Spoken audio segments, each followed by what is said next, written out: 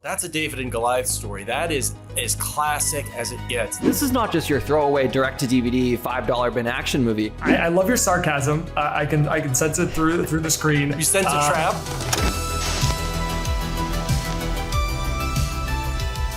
Welcome one, welcome all to ScreenRant's Challenge My Goats. My name is Liam Crowley, and I am your shepherd through this journey of superlatives as we crown the greatest topics in all of film and television. We are kicking off this week with the greatest action movie of all time. And our expert today is one of the most storied names in film journalism. You know him for his work with Vanity Fair, Entertainment Weekly, SiriusXM, and now as a contributor for Esquire magazine, it's Anthony Breznican. Anthony, welcome to the battleground. First things first, what makes you qualified to argue the greatest action film of all time? And what's your pick? Well, what makes me qualified is I've really wasted my life watching movies and TV shows incessantly from a very young age. I haven't seen everything yet. I remember being a kid starting out in this business and getting a lot of shit from older journalists like, well, you haven't seen this or you haven't seen that. But now I'm fairly far along down the road, and I've seen a lot of stuff, man. What can I say? I think I'm qualified to at least argue what I see as the greatest of all time action movie. And my pick is First Blood, the Sylvester Stallone film. Not any of the sequels, not any of the titles that had Rambo actually in the title, but the very first one, First Blood. It's a hell of a selection. I rewatched it this morning and I forgot how impactful it is. We'll get into that in the meat of the debate, but debating Anthony today, it's a familiar face. I want to know the story behind your two's interactions in the past. Our challenger, you know him for his work with GQ, Vulture, and now Vanity Fair. It's Derek Lawrence. Derek, what makes you qualified to challenge Anthony's GOATs? Well, yeah, I mean, it feels fitting that I would be here trying to challenge a GOAT like Anthony. He was when I started as an intern at Entertainment Weekly, he was one of the people, the writers there that I looked up to and that I, got a lot of counsel from. So it feels strange to now be here, 10 years later or so and being like, no, Anthony, I know more than you do about movies, but that's my job now. Again, I have at least now 10 years of experience of writing about movies, watching way too many movies. I mean, I just watched Ice Road Vengeance, the new Liam Neeson, terrible Liam Neeson movie to a sequel to a terrible Liam Neeson movie. So who was calling for Ice Road 2? I don't know, but I watched it. And that's kind of just what I do. I watch every terrible action movie, every good action movie. Sometimes I'm writing about them for, a lot of the places you mentioned. Sometimes I'm just watching them because I'm a degenerate when it comes to action movies. And then this will come in later when I say my pick, not to fully spoil my pick, but I'm writing a book right now that is heavy on a specific action franchise. So I swear that's not bias when I get to my pick. I'm not trying to promote the book, but I'm just saying they don't let you write a book about action movies if you're not an expert. Plus, when it comes to debating, I watch a lot of First Take. So I feel like I've been primed for this kind of debate for a long time.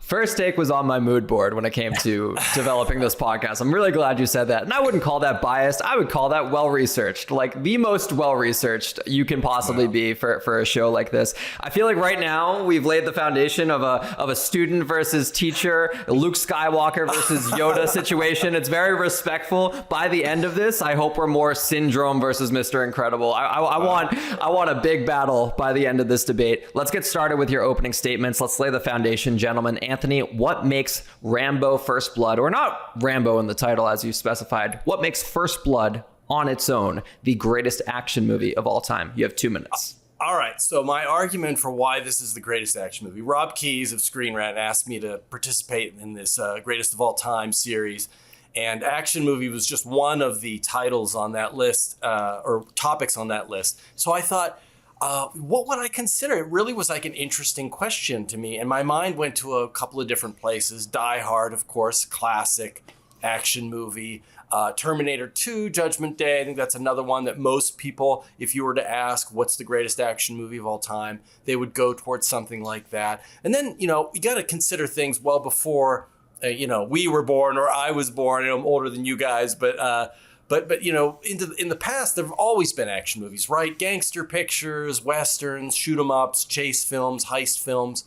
But really, the modern action film was defined by one inflection point, and that's the title I chose, First Blood. It's a movie that I think everybody knows through osmosis, even if they haven't seen it. And that's because its influence is so profound. Stallone himself came to symbolize action in the 1980s, with Arnold Schwarzenegger being the other big example, of course, from Terminator. And then Bruce Willis comes along with Die Hard, and he's not the ripped and roided out muscle man that those two were, but he has something else. He brings that everyman quality, but that goes all the way back to when Stallone was a little less pumped, a little less jacked, still fit as a fiddle and in great shape in First Blood, but more of like a scrawny guy in this. And I rewatched it before I doubled down and stuck my neck out with this proposal, and I was really shocked at what a weak or vulnerable figure John Rambo was at the beginning of this movie. So, I think the vulnerabilities he shows and the strength that he shows and the surprise of this movie and its influence is why First Blood is the greatest of all time action. I gave Anthony like 5 extra seconds there just because I like hearing you speak. You're very well spoken. And like you said, in terms of the influence, rewatching Rambo myself this morning, there are so many action franchises that I feel like pull from what 1982's First Blood did.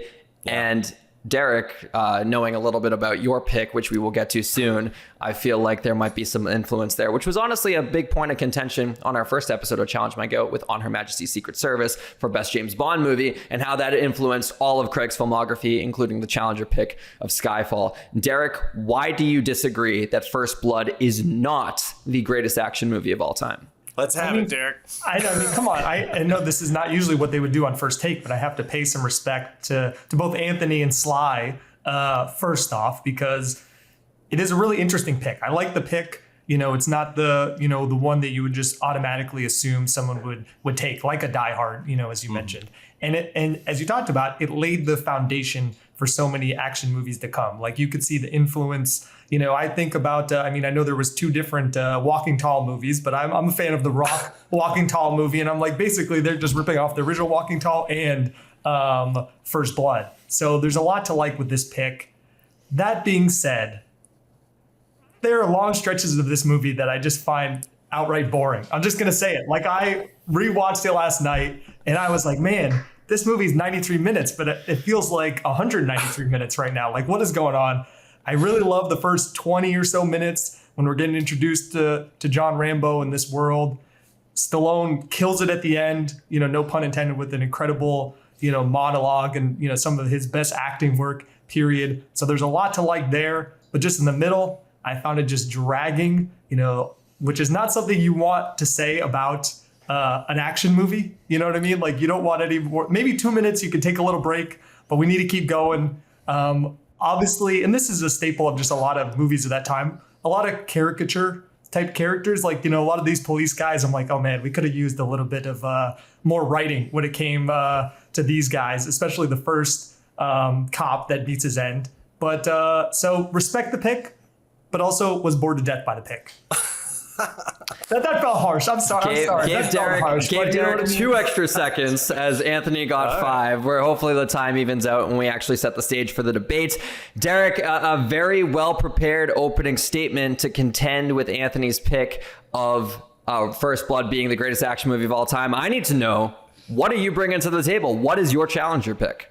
Well, now my pick is so personal to me. I'm really nervous about how Anthony's just going to rip it to shreds after I got attacked First Blood like that. But my pick is Fast 5, aka the 5th Fast and Furious movie. Again, I'm writing the oral history of this series, so obviously this is something that I've studied a long time. But Fast 5, easily the best Fast movie, period. But again, I contend that it's the best action movie of all time. And because I think anybody can enjoy this movie. You could hate Fast and Furious. You could be like, oh my God, they went to space. That's so stupid. But you watch this movie and it's just the perfect formula for an action movie. There are probably like 4 action sequences that are like among the best I've seen of the 21st century, whether it's the early train heist, the favela chase where we, get The Rock and Vin Diesel locking eyes on each other for the first time. The Rock and Vin Diesel fight. Like the fact that these guys truly hate each other in real life, it seems like that is just pumping through that scene. And I don't know if there's been a brutal fight like that on camera in a blockbuster in a long time. And then the vault chase. I mean, they literally were dragging vaults through the streets of, they actually did in Puerto Rico, but in the movie in Rio de Janeiro. Just an incredible practical action set piece. And these movies have gotten cheesy and ridiculous, but like this was kind of the sweet spot. And then this was, Anthony obviously has covered Marvel more than anybody. This was the Avengers before the Avengers. We got all the guys from the first 4 Fast movies coming together, united. Again, you get the introduction of The Rock to this universe. He's getting a lot of heat right now for Smashing Machine. I've seen it. He's good. He's never been better than Fast 5. Like what The Rock is doing in this movie. I need to interrupt right there. Because he's a great physical presence in Fast 5, but he has some of the cheesiest lines of dialogue I have ever heard. Don't you want that in an action movie? I do want that in an action movie. But there's something about the way that Vin Diesel and the crew deliver their action, like cheesy action dialogue, that it feels bought in, while The Rock still feels like an outside. Because like remember, this is also The Rock's like first big blockbuster movie. Like he had done a bunch of direct to DVDs.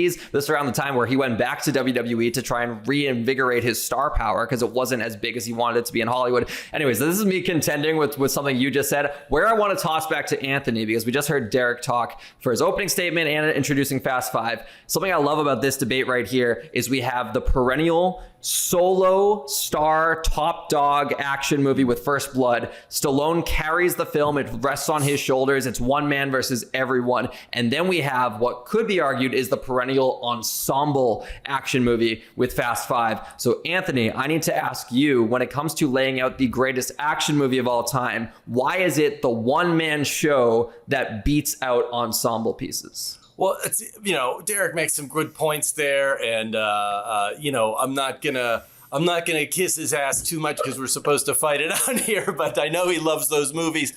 But the lone wolf against the world, that's a David and Goliath story. That is as classic as it gets. That's primal in us as storytellers, as human beings.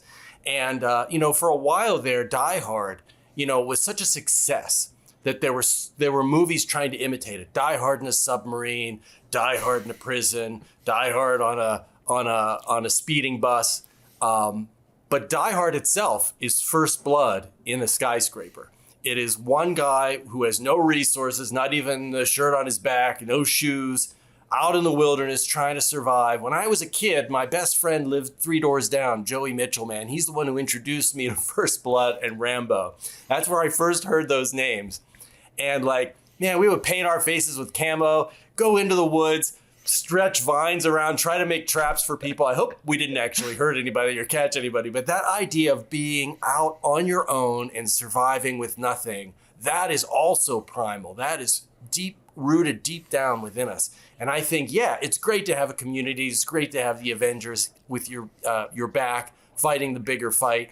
But the one guy who can go it alone, there's something about that rugged individualism that I think just resonates above the team movie. Anthony just brought up a point that I love to bring up on these Challenge My Goat podcasts, and that is the introduction, the personal bias, the nostalgia check-in, so to speak, with where you were first introduced to the movie. And I love that this is a childhood staple for you, and Rambo was a character that you wanted to embody and stuff like that, going out to the wilderness. It's a really fun anecdote. I would say I did embody him. I mean, I think, look at me, I'm Rambo, basically. That's what you think of. The glasses, the gray hair. I think based on your Wikipedia profile page, you got some Rambo hair right there in the one that I saw on Wiki. Derek, I did used to have that. Derek, to go back to you though, what was your introduction to Fast 5? And just kind of giving a nostalgia check here. I want to make sure that this is a pick that is argued with actual backings and not just like, oh, it was a good day, I was with my friends, stuff like that. I mean, it was an all-time experience, I will say, but I think a lot of that is and was the movie. So I don't know how my parents gave the okay for this, but I was able to pick my little brother up from school early. We lied and said he had a doctor's appointment. and we went to an opening day showing of Fast 5 in IMAX. Now, why could we not wait for the weekend? Why did we have to do it at, 3 p.m. on a Friday? I don't know. Because I will say I liked Fast and Furious before Fast 5, but I wouldn't say I was ready to pledge my life to it, which I absolutely was the minute I walked out of that theater. Because it was just, you're sitting there in IMAX, you're watching this safe whip around the corners of Rio de Janeiro, destroying everything, in its path. You see The Rock and Vin Diesel just like throwing each other through walls. You see just all the action, again, that was so practical and so visceral. I don't know. I just was never the same, honestly, after seeing Fast 5 in theater. So maybe there is some nostalgia to that, but I just felt it like kind of in my bones walking out of that theater. And I've rewatched it, I don't know, 30, 40 times to this point, and I still have that same feeling. And again, it's not like I wouldn't come here and be like, oh, Fast 6 is the second best action movie of all time. You know what I mean? I'm not delusional. As much as I love a Fast 6, Fast 7, whatever, there's just something right here where they found the sweet spot. And I want to talk about influence. It really showed what you can do in reinventing a franchise at a fifth installment. Because this thing, the fourth Fast movie, was very successful. It broke records when it came out. But I think they were kind of at the end of the line with the whole street racing thing. They're like, okay, if we want to keep this going, if we want to expand this past just a certain audience, what do we do? How do we find a path forward? And they're like, we make this Avengers meets Ocean's 11 meets Heat. You know what I mean? Like, we kind of put meets The Fugitive. We put all these things in a bucket, so yeah, you're stealing from people. So it's not as maybe fresh in a way as something like First Blood is, where then it set the precedent for everything that came after it. But I don't know. Those are 4 great movies to basically steal from and be like, we're going to put those in a blender and we're going to be the result of that. It's fascinating, too, because Fast 5, like you mentioned, reinvigorated the franchise, turned it into a giant action spectacle. You could argue the first 4 movies are still action movies, but I think of them more as car movies. That's still a branch of action, but it doesn't encompass all action. Fast 5 put the franchise into what it is today, and Rambo was a franchise that was launched off the back of First Blood. I don't believe it was anticipated to be a franchise when the first one came out in 1982. No. We eventually got comics, we got video games, we got an animated series, we got a whole franchise. Noah Centineo suiting up to play the guy in a prequel coming out soon. I just talked to Stallone for Tulsa King, and he said he wanted to do an AI version of Rambo. Every medium of storytelling seems to be tapped and connected to this franchise. Well, I have a little surprise for you. I have the Rambo Paint with Water book where Rambo jumps to freedom. Rambo is drawing guns on cougars, not the kind we like, but the kind that we fear. He's going, Halt, who goes there, and drawing his pistol. Way to draw your gun before you even know who's there. Rambo resulted in the worst spin-off franchise. In fact, he was supposed to die. He dies in the David Morrell novel. At the end of the book, he has this breakdown, and he has the same breakdown in the movie, but he gets walked out and goes to prison. And then they turned him into a superhero. They turned him into the Hulk. I can't defend any of the subsequent Rambo movies. I'm sticking with only First Blood, but I do love the Paint with Water book. Derek, I'm gonna give you 10 seconds to whip out your Fast 5 coloring book right now. Where is it? I have a Fast 5 poster over my shoulder there. Okay, any type of physical memorabilia, you came prepared. That's good. That's good to know. We're getting to the tail end of the debate section here, but I need to pit 2 different topics against one another before we get to your closing statements. That's the story and the action set pieces. Rambo feels like one continuous action set piece. As Derek mentioned, there are some lull moments, but still, as soon as he defies that first cop, all of a sudden, every branch of the United States Armed Services are coming in after this guy. There's explosions going left, right, and center. Sure, there's some downtime, but still, it's all kind of crescendoing off of that first act of defiance. Well, Fast 5, I think about the heist scene, the very beginning when they're taking over the train, and then obviously there are some set pieces in between, but the money shot is stealing the safe. And then also too, I will say I like Fast X, and going back and rewatching this, knowing Dante Reyes is behind one of those walls, that was kind of cool. So I want you two to argue about the set pieces first before we get into the story. Anthony, what makes Rambo's action set pieces better than Fast Five's? Well, I think what makes them better than anybody is the fact that the action set pieces all connect to each other and they're all believable. That's why I think the later Rambo movies are not nearly as good and are, in fact, are terrible because they're not believable. But this one man versus everybody. First, it's just him versus this one cop, Brian Dennehy, who just has a chip on his shoulder, man. He doesn't want a vagrant in his town. Doesn't realize the guy he's giving the boot to is a Medal of Honor winner and a hero of the Vietnam War. Doesn't care about that. Judges him on looks alone and tries to cast him out. It's those two versus each other. Then it's Rambo versus the whole police force. He's having these flashbacks to being a prisoner in Vietnam. It's drawing a connection between the enemy force that imprisoned him and the authorities in the United States who disregarded him, who didn't care for him, who didn't respect his service. And then it's him versus the town. Then it's him versus the National Guard. Then it's him versus the U.S. Army and the form of his former Colonel Troutman, played by Richard Crenna. It just keeps building and building. And all of his fight, he doesn't kill anybody. He even says to Brian Dennehy when he's holding a knife to his throat, I could have killed all of those guys. I didn't. They all die or get hurt because they fuck around and find out. And that is sort of his code, is he's not there to harm people. He's a peaceful figure, but he is going to set a trap. And if you come after him, you're going to get a pine branch through the abdomen. A well argued statement there. Derek, what makes Fast Five's action set pieces better than Rambo's? I mean, I love that, Rambo's out there just doing it on his own, finding, making his little ponchos, making his little weapons out there in the woods. That's impressive. But like with Fast, again, here in 5, because I know, and again, maybe that's just because I'm someone who has done the work behind the scenes to know, like, they went out and really did this stuff. Like, this is big practical action. Like nowadays, even with a Fast 10, or Fast 9, they didn't actually go to space, right? Like we're just in the insane, we're just on a green screen doing a lot of this stuff. But in Fast 5, they're driving a safe through the streets. They are smashing a truck into a train. Vin Diesel and The Rock, they're probably not doing all the fighting, but their stunt doubles are throwing it down pretty hard and throwing each other. And they are really hating each other. Exactly. That's a great point. Thank you for that, sir. So there's just It's practical. It's practical hate. You don't get that kind of hate these days. You don't get that's not CG hate. That's not AI. That's the real stuff. So everything about Fast 5 is practical. And I think there's just something to that. And again, this is, I think, the perfect sweet spot of the modern day action movie. Now, something like Rambo, that was set the table.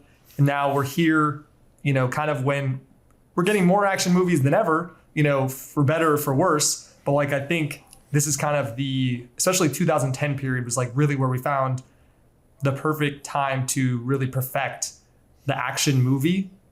We had the resources, but we weren't going overboard with the resources like we are now. So I think you could have the result of something like this, where the action feels like doable, but also insane. Yeah, so it feels like, there's arguments for this is all realistic, and then this stuff is practical. Is it realistic? Not necessarily, but hey, we did it in real life. We did it live, as they say. We'll wrap with this before we get into the closing statements, the story. Rambo, First Blood, I keep calling it Rambo, but just in my head, that's what it registers as. It's the impact of the character, right? Yeah. That's I might have just made an argument for you right there. I couldn't tell you. Dominic Toretto and friends. Brian O'Connor. And family. It's family. And family. Oh my God. Well played. Well played. Well, that leads into my final point of contention for you guys here in the debate, the story. I was shocked by the first time I watched First Blood. I think it just registered as a good action movie. Now with an adult perspective, having some friends who have served before and deal with PTSD, that last monologue he gives about the effects of war, I'm like, this is not just your throwaway direct to DVD $5 bin action movie. This thing is telling a very valuable story. And on the surface, my bias here right now, I think First Blood is a better story than Fast 5. Anthony, why is that so? Well, I gotta say, he has a breakdown at the end, very unconventional way to end an action movie. He does blow him up pretty good before that. But I think I have to invoke the Big Lebowski here, the actual Big Lebowski, who said famously, strong men also cry. So that's what we get in a hero with Rambo. I've already defended the story. I'm going to use my time now to go on the attack against. It's been a little too nice here. I respect Derek tremendously, but you know, I got to say my respect is challenged a little bit, but I got to give you props, man. Very few people would come out and say the fifth movie in the franchise, that's always the best one, right? And this one, remind me, this is, just to get the story straight, this is the one where the racers, they team up with the government agent to help, they get embroiled in like an espionage plot and they have to help overthrow like an international cartel. Is that right? I love your sarcasm. I can sense it through the screen. You sense a trap? No government involved yet. You know, they don't. We're not. What about the Rock's spies. character? Isn't he a government agent? But they're not. They're not teaming up until the very end of this movie, and that's just for revenge. They're not official government employees until we get into 6. We're splitting hairs. I think it's actually the plot. I think this is actually the plot of Cars 2. So there's your influence. And also, like, any movie that's like we need to bring in The Rock midway through the franchise, I think is waving the white flag a little bit and revealing that maybe the audience isn't fully invested in the characters they've helped create, because The Rock arriving in a franchise is sort of like Kool-Aid Man showing up at a birthday party. He's just gonna blow through the wall and cause a big mess and make it all about himself. Is Fast 5 just Cars 2? I never thought I would ever say that sentence out loud, but here we are. Derek, tell me why Fast 5 is so much more than just Cars 2, and then we'll get into the closing statements. I mean, I'm not going to sit here and say the story is more important in Fast 5 than, a Vietnam vet dealing with PTSD and the loss of all of his friends. You know what I mean? Like, I'm not even going to try to pretend. I'm not Skip Bayless. I will not pretend to have a fake debate on that part. But come on, we all love a heist movie. Like, and we don't need in an action movie. Do we really need some like Oscar-winning story? It's like, no. Here's something that you could just quickly sum up. These guys are on the run. They end up on the wrong side of a Brazilian drug lord, and they said, hey, we're going to rip that guy out for $100 million. How are we going to do it? And oh yeah, basically Tommy Lee Jones from The Fugitive is after us. Let's go. Like, what else do you need from an action movie? I don't need to, have Dominic Toretto, crying, at the end about all the great loss that he suffered, in his life. As great as Stallone is, at the end of First Blood. And I'll say bringing The Rock in a 5th movie at that time was actually a big endorsement of the what Fast and Furious meant to Universal. They're like, okay, we need something. This thing is ready to become a phenomenon. The Rock, as you said, Liam, he had not really broken out as much as maybe he had wanted to in Hollywood by that point. He was the Tooth Fairy at this point. Exactly. He was struggling. He was doing these kids' movies. He showed up in Fast 5. And it brought the franchise, but also him to another level. I mean, again, I talked about Fast 4 making a record-breaking opening when it came out. Fast 5 doubled it. And then, by the time two movies later, we're making over $1 billion a movie. And all of a sudden, The Rock's one of the biggest stars in all of Hollywood. And again, I don't think any of these guys are Stallone-level actors. I don't think any of them could have done Rocky. But then even Stallone kind of lost it at a certain point. I mean, I've seen the last Rambo. Like, come on. Like, he was not, turning in Oscar-winning performances by the end. But these guys... But wait till you see his AI performance as young Rambo that Liam gave us. That's going to be something. I'm a guy who just eagerly watched the season 3 premiere of Tulsa King. So, I'm still a Sly guy. I always will be. But also, Dwayne and Vin captured that kind of 80s and 90s throwback action star in Fast 5. Like, that's almost the closest we ever got to seeing Sly and Arnold head to head. Like, and I know talking to the people who made Fast 5, like, that was what they were thinking. They're like, we never got to see the 2 biggest action stars of the 80s and 90s actually face off. Sadly, we had to wait for Expendables 7 or whatever, whenever they finally came, face to face. So getting to see Vin and Dwayne face off was like fulfilling some action movie fantasies for many people. Don't forget about Escape Plan. Wasn't there a film franchise called Escape Plan with Schwarzenegger and Stallone? Am I making that up? I'm pretty sure 50 Cent was the number 3 in that, and that should say all you need to know about the Escape Plan franchise. Is that a real movie? Or is that like Shazam? I remember there was an app back in the day called Trailers, and I had this on my iPod Touch in like 2012 when I was just feverishly looking for any type of film content. And there was a film called Escape Plan that got added, and it was like 6 months down the line. You scroll to the bottom of the calendar, but you could watch the trailer, and I was like, oh my God, Stallone and Arnold. I've heard stories about these guys, and now they're on the screen together. I like that ending argument of it's, the throwback action stars with modern day practicality, and the story doesn't have to be anything too crazy as long as it delivers what we want out of an action film, which is big action. Gentlemen, that was a very well argued debate, very energized. I've had 2 cups of coffee today, and I feel like I don't need a third anymore after listening to you two talk. Before we get out of here, I need to know your closing statements. Anthony, we'll start with you. You have 60 seconds to bow tie this thing all together. What makes First Blood the greatest action movie of all time? I think, again, its impact on movies, it didn't need to be the Avengers with cars. It was its own thing. It took the trope of the action star and made him a lone wolf. It gave him impossible odds, but kept it realistic. Everything that followed after that, Die Hard, Terminator 2, all of these films are about people facing, the lone hero facing down an impossible enemy, and Rambo really crystallized that. I would say right down to one of the best Christmas movies of all time, Home Alone. Home Alone is First Blood with a kid in a big suburban Chicago house. So the influence of First Blood alone, I think, shows how powerful it is, and the connection that everybody has with that character is why we call those movies Rambo, even when that's not the actual title. 5 seconds under time, and you mentioned Home Alone.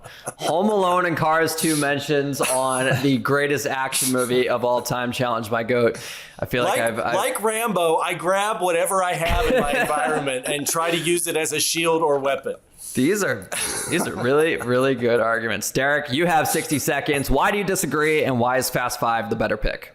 I mean, Anthony might have just won just because he has me flat-footed after bringing Home Alone into this argument between First Blood and Fast 5. I mean, again, not to keep going back to some of the points I made before, but I feel like there's just Fast 5 screams action movie. Like, if I had someone sit down right now and they had never seen a Fast and Furious movie and they watched Fast 5 for the first time, you can't tell me they wouldn't have a hell of a good time. Now, could they make some jokes about some of the lines, some of the performances? Yeah, but isn't that part of the fun of watching a big action movie?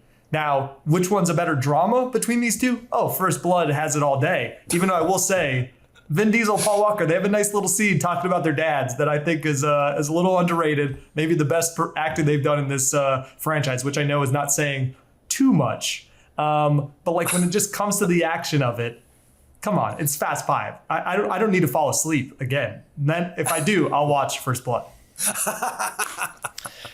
Well argued picks. Well argued picks. Well done, I will Derek. say, rewatching both of these films, I had a giant smile across my face. Not so much with the end of First Blood. It was kind of like the shock of like, oh my God, this monologue hitting me at 25 versus when I first watched it at like 10. Like, geez, I was being introduced to PTSD at 10 years old. I just didn't know it yet. Right. Fast 5 though, oh my God, cheesing from ear to ear. When they swap out the vaults at the end, you see how they pulled it off. I love stuff like that. The Knives Out franchise loves to play with that. Like, oh, we tricked you because we didn't show you what actually happened. It's a great ending to Fast 5. If you disagree with our GOAT selections, both First Blood and Fast 5, head on over to the comments of Anthony's very well written article on ScreenRant.com and tell us what your selections are. As always, we will read the best argued selections on next week's episode. So as promised, here are a couple good arguments for the greatest James Bond movie of all time. From ICE Pharaoh, we have, I love On Her Majesty's Secret Service 2, but if we're talking the best Bond ever, it has to be Goldfinger. It's the blueprint that defined the entire franchise, the Aston Martin DB5, the larger-than-life villain, the iconic henchman, and the perfect balance of style, danger, and wit. Sean Connery is Bond here at his peak, and nearly every film after borrows from its formula. Without Goldfinger, the series wouldn't have the DNA it thrives on today. A very well-argued comments. I like that. Shout out Pharaoh. And we also have another another one from Mars Mo, who says, I've got to disagree. For me, The Crown belongs to Casino Royale. It's the perfect reboot, gritty, emotional, and grounded while still delivering iconic Bond spectacle. Daniel Craig redefined the character for a modern audience. The parkour chase is one of the best action openers ever, and Eva Green's Vesper gave Bond more depth than he'd ever had before. Casino Royale proved Bond could evolve and stay relevant 40 years later. I'm excited to see the comments on next week's episode because there are a lot of action franchises we never even shouted out on this one. We said Cars 2 and not a single Mission Impossible movie. I can't believe I'm saying that out loud. Anyways, I will be arguing in the comments myself for probably Mission Impossible Ghost Protocol. That is one of my favorite action movies of all time. And if not for Mission Impossible Ghost Protocol, Dead Reckoning Part 1, Mission Impossible 3. I love the Mission movies, man. There's so much meat in that franchise. Before we formally get out of here, I want to give you both the chance to shout out what you're doing right now. Anthony, where can the people find you? And you got anything you're working on that you want to shout out? Yeah, I'm a contributor over at Esquire right now. I'm freelancing some other places. It was a lot of fun to write this greatest of all time article for ScreenRant and be on the show with you guys. Down the road, next April, I have a book coming out called Darth Vader Icon. It's a Star Wars book. It's about the history, creation, evolution of that character. It's really the story of the people who made it. You know, George Lucas, James Earl Jones, David Prowse, Lawrence Kasdan, all down the line through Hayden Christensen and the modern movies.